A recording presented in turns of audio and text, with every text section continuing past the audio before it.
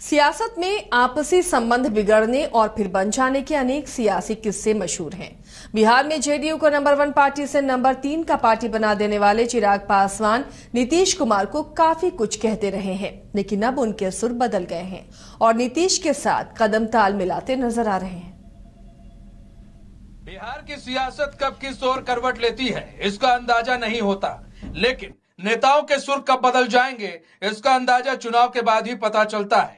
लोकसभा चुनाव में लोजपा की जीत के बाद चिराग पासवान के सुर बदल गए और यह कह डाला कि विधानसभा चुनाव नीतीश के चेहरे पर एनडीए लड़ेगी।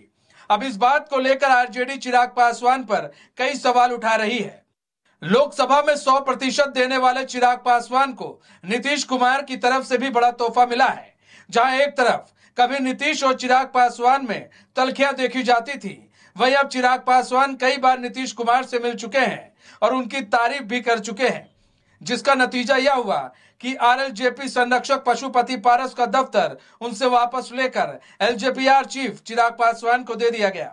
यानी राष्ट्रीय लोजपा का दफ्तर अब चिराग पासवान को मिल गया है। पशुपति पारस इसमें पार्टी का दफ्तर भी चलाते थे और रहते भी थे।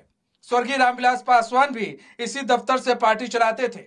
क्षणिक समय के लिए चिराग जी पासवान माननीय नीतीश कुमार जी के विरोध कर रहे थे अपने स्वार्थ में, लेकिन आज एनडीए गठबंधन में हम लोग सब एक साथ हैं, तो इसीलिए कहीं कोई विरोध नहीं है। माननीय नीतीश कुमार जी को बड़े हैं उम्र में, इसलिए पैर छू के प्रणाम करते कहते हैं कि हमारे चचा हैं, गार्जियन हैं। लेकिन कभी कभार आदमी स्वार्थ में भटक जाता है, तो उस समय चिराग पासवान भटक गए थे और माननीय नीतीश कुमार जी को जेडीयू को विरोध कर रहे थे। लेकिन आज वैसी बात नहीं है। चुनाव में हर लोग भटकते हैं, फिर एक जगह आते हैं। देखिए, दिन का भटका हुआ रात में यदि घर आए तो उसको भटका हुआ नहीं कहते। इसलिए चिराग पासवान जी अच्छे नेता हैं, वो माननीय नीतीश कुमार जी के बताए हुए रास्ते पर चलने वाले हैं। लोकसभा चुनाव के 40 सीट में 30 सीट तो एनडीए के खाते में आए, मगर विधानसभा चुनाव के 234 सीटों में कितना जीत पाती है एनडीए, ये तो समय तय करेगा। लेकिन लोजपा रामविलास सुप्रीमो चिराग पासवान को लगता है कि लोकसभा चुनाव में जो गलती हुई उसकी समीक्षा कर विधानसभा में अच्छा प्रदर्शन करना चाहिए।